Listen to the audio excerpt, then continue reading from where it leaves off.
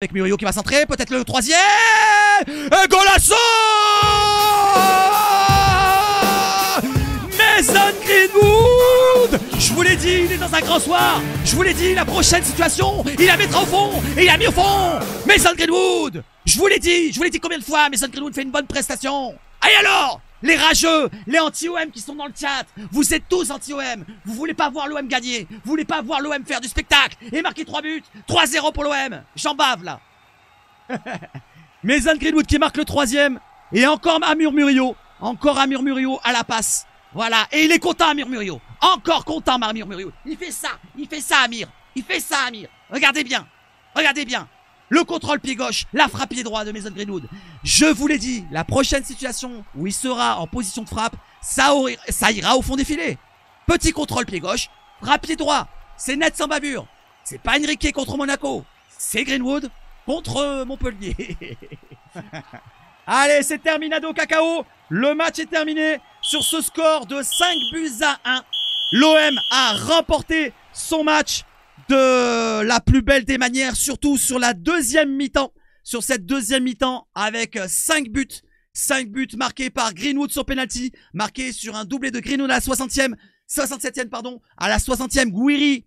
Alors, on peut lui inscrire le but, mais j'ai l'impression que c'est un but contre leur camp du côté de Montpellier. Et il est marqué Bill du côté de l'application. Donc Gouiri, je pense pas que c'est un but pour Gouiri à la 60e. Il était là à la réception, mais c'est plus le défenseur qui la met contre son camp sur cette action où Murillo fait l'effort. Il centre pour la tête de Merlin qui va trouver la barre et qui va retaper au sol, qui va retrouver la barre. Et derrière Gouiri suit, mais c'est le défenseur qui met dans son but.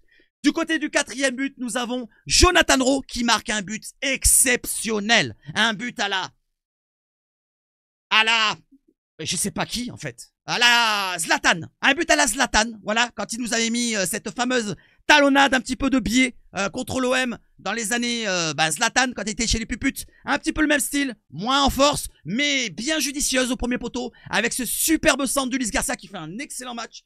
Centre au premier poteau. Ulysse Garcia qui centre et Mason, j'allais dire. Jonathan Rowe qui met sa petite extérieure pied de 3. Il y a l'appel de Garcia, il va être servi. Allez, le Suisse qui va centrer en une touche. C'est bien joué. Oh, quel golasso! Jonathan Rowe, la talonnade! La talonnade de Jonathan Rowe!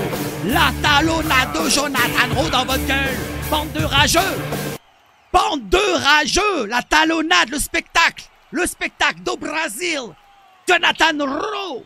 Le centre magnifique d'Ulysse Garcia en une touche au premier poteau. La talonnade comme ça de Jonathan Rowe. Et il la met dans le petit filet. 4-0. 4-0. Qu'est-ce qu'il y a, bande de rageux de merde?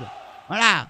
Enfin, petite talonnade quoi. Et le cinquième, marqué par Adrien Rabiot. Adrien Rabiot à la 90e. Alors qu'il avait fait un match, on va dire... On le voyait pas beaucoup hein, finalement dans le jeu, dans les occasions offensives, mais il a été là au rendez-vous. Quand il a eu son occasion, il part en profondeur.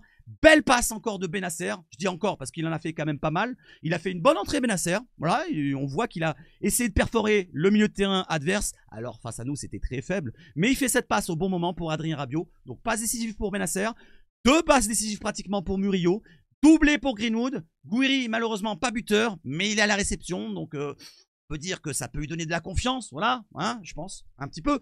Parce que dans le jeu, on l'a pas énormément vu, Gouiri. Là, il était un petit peu pas trouvé, on va dire, en première mi-temps, qui a été délicate. Voilà, donc si je dois vous faire tout le match maintenant, parce que là, on est parlé des buts. Le but des Montpellierins, allez, si vous voulez, on en parle. Donc, il y a une erreur quand même, de la part de la défense, comme d'habitude. On s'attendait à encaisser un but. Alors, face à nous, c'était très faible. Pas d'occasion pratiquement jusqu'au troisième but, je crois. Après le troisième but, il y a une... 2-3 situations d'affilée où les Montpellierins ont poussé. Ils auraient pu marquer un but bien avant la 84e, le but de Davin.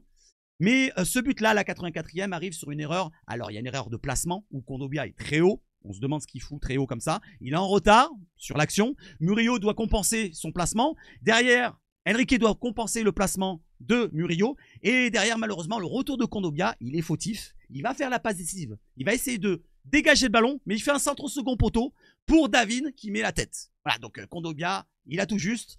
Bravo Kondogbia pour ta prestation. Tu as été exécrable. Ouais.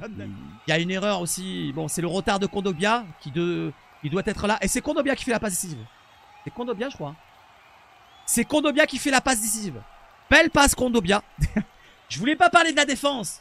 Malheureusement, Kondogbia fait une passe décisive. On peut en parler. On peut en parler dans un débrief.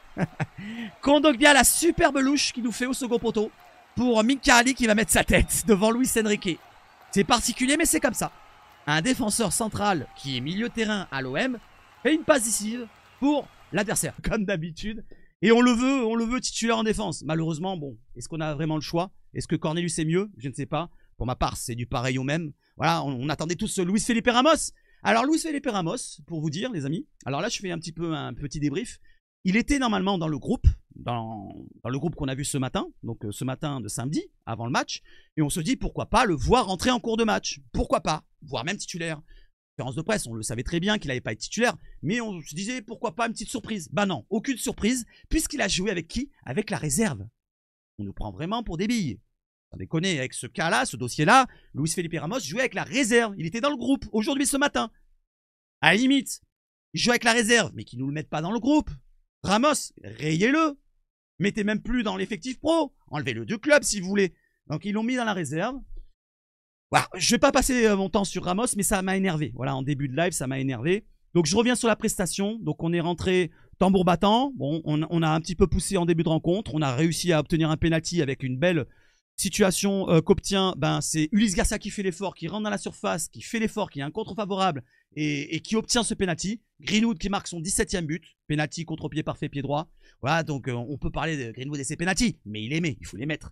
Donc Greenwood qui marque son 17e et son 18e plus tard sur un bon contrôle pied gauche dans la surface, pied droit magnifique, il la glisse. Greenwood d'ailleurs c'est pour moi l'homme du match, hein. Il n'y a pas à choisir un autre joueur, il a tenté plein de dribbles, il les a réussi, surtout en deuxième mi-temps, où à un moment donné, il tente dans la surface un grand pont, plat du pied, grand pont pied gauche, il récupère le ballon, le joueur il glisse derrière, c'était magnifique. Voilà, donc il a tenté plein de choses qui a réussi, Greenwood. Pas tout, mais on a retrouvé un bon Greenwood comme on le voulait, comme on voulait le voir. C'est-à-dire avec de la réussite dans ses dribbles et avec de la réussite dans ses statistiques. Parce qu'il fallait qu'il marque.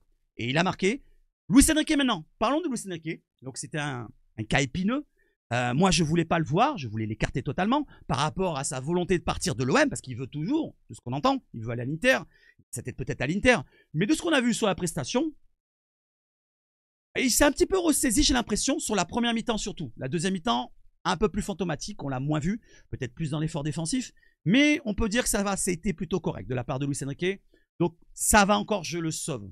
Sinon pour le reste de la prestation des joueurs, je vous montre la compo assez rapidement. Voilà, donc la compo, c'est maintenant, elle est ici, vous la voyez. Donc l'OM qui jouait 33-4-2-1 avec Rulli au gardien, Garcia, Kondogbia pour la défense, Murillo, je viens de les citer. Donc Merlin à gauche, Enrique à droite, Højbjerg et Rongier devant la défense qui ont fait un travail de l'ombre tout le long de la rencontre. Voilà, on est tombé face à une équipe très faible. On a la possession tout le long de la rencontre. Comme vous voyez dans les stats ici, on était à combien? 68%, 70%. Voilà, les expected goals, vous les voyez. 3,44 d'un côté pour l'OM, 0,24 de l'autre. Ils ont été très peu dangereux, mis à part les situations que je vous ai citées après le troisième but.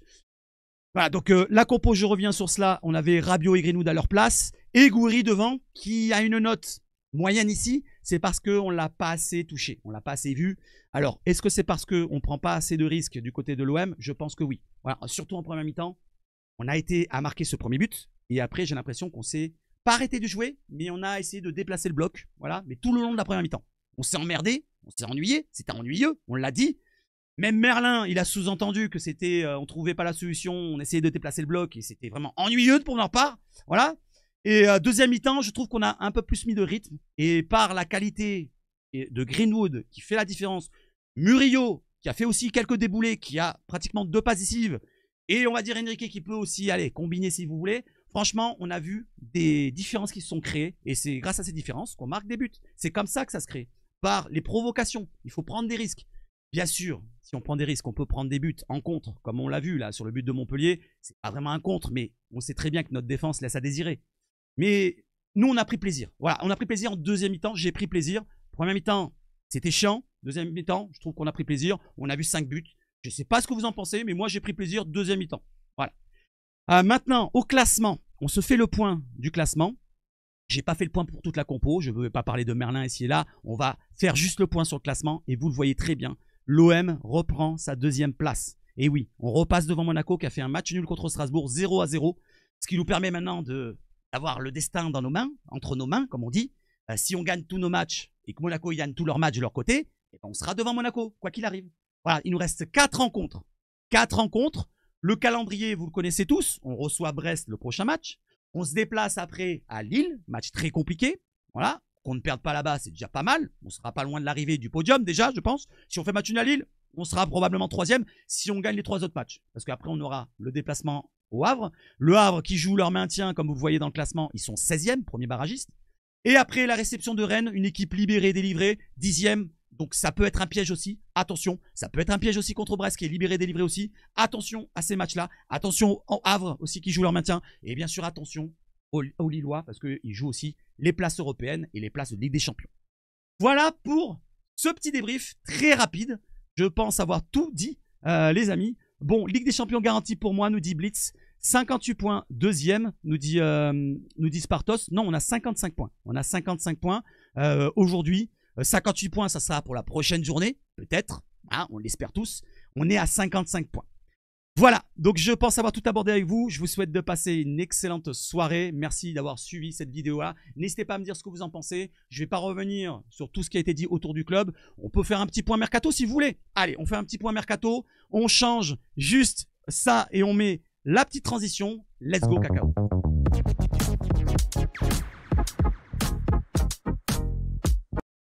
Le petit point mercato pour terminer cette vidéo-là. L'OM aurait trouvé un accord avec Aymeric Laporte. Voilà, j'ai tardé à faire cette vidéo-là. C'est pour vous la faire après le débrief. En vue d'un transfert cet été. Donc cet été, si on est en Ligue des Champions, Aymeric Laporte viendra à l'OM. Après, il faudra voir les conditions de salaire, bien sûr, qui sera problématique. Pour l'instant, on est sur un accord. Accord verbal, je pense. Oui, bien sûr.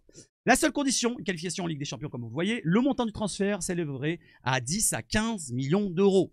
Voilà, donc pour un joueur qui a largement prouvé en Europe, il a que 30 ans, je pense pas qu'il soit terminé physiquement, je l'espère, moi que je me trompe, ça soit un cas à la Ramos, j'espère me tromper, mais c'est un joueur qui peut nous apporter plein d'expérience, sa qualité de relance, sa qualité physique, voilà, donc dans le jeu aérien, dans le jeu de duel, c'est un gros bébé, 1m91, un joueur d'expérience comme je l'ai dit, titulaire avec l'équipe d'Espagne quand il était au top, maintenant je sais plus trop s'il est titulaire, mais en tout cas c'est un gros joueur qu'on récupérait pour remplacer Kondogbia en défense, qui est problématique, ou Cornelius, qui est problématique aussi. Donc un beau coup à faire pour l'année prochaine, à 10 à 15 millions d'euros. Pour l'information originelle, elle nous vient d'un média espagnol qui est ici. Voilà, vous le voyez, je ne vais pas tout vous lire, mais ça résume ce que je viens de vous dire. J'enchaîne avec un autre joueur qui est suivi, cette fois c'est pour les jeunes, et c'est du côté d'Auxerre qu'on vise un jeune qui s'appelle Rudy Nzigula Matondo. Il est né en 2008, très jeune, c'est pour renforcer la réserve et pour renforcer les U19. C'est un milieu de terrain, donc à suivre de très près. Il a eu 2 matchs cette saison en Ligue 1, voilà, il est rentré 2 fois pour une dizaine de minutes. À voir si c'est un bon prospect, un bon petit crack ou craquito pour l'avenir, à suivre de très près. On ne sait jamais ce qui peut se passer. Un autre qu'on suit aussi, c'est un joueur qui est au HAC, au Havre. C'est monsieur Enzo Cannabik, qui est né en 2007. L'OM est en discussion pour faire signer le premier contrat professionnel Enzo Cannabik, né en 2007. Des clubs français et allemands sont aussi intéressés par le jeune attaquant. C'est un attaquant, auteur de 8 buts en championnat U19 cette saison, en 14 matchs. Donc, ça serait un profil à la Robinho Vaz, un jeune, voilà, qui jouerait avec le U19. Robinho Vaz va dans l'effectif pro, lui le remplace dans les jeunes. Pourquoi pas, je ne demande pas moins. On fasse une rotation comme ça de jeunes, de qualité, pour nous apporter peut-être à l'avenir. On ne sait jamais, on tombe sur une petite pépite, un crack, qui nous pourrait nous apporter quelque chose dans l'avenir de l'OM. Autre chose à dire maintenant, je reviens sur la rencontre. Voilà, le mercato est terminé. Voilà, je repasse sur l'actu.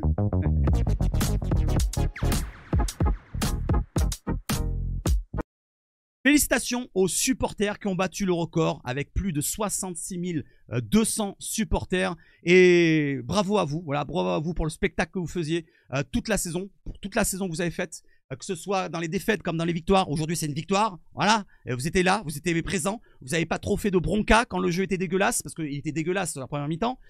Vous étiez là tout le temps. Donc félicitations à vous. Merci en tout cas pour le spectacle qui sont dans les tribunes. Alors j'ai pas pris les tifos malheureusement, mais c'est pas bien grave. Voilà, je suis pas là pour vous montrer ça.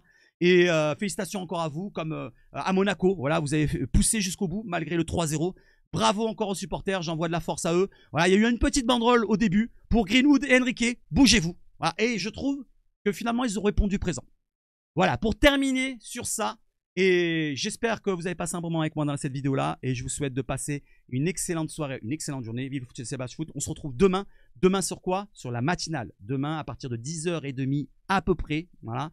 On se retrouve demain dans une matinale où on débriefera à froid la rencontre. serez présent avec moi, je l'espère, sur la chaîne. N'hésitez pas à donner de la force, les likes, les dislikes et les commentaires. Et comme ça, on passera un bon moment. Allez, ciao, ciao, ciao, vive le foot, c'est pas shoot. Et allez l'OM.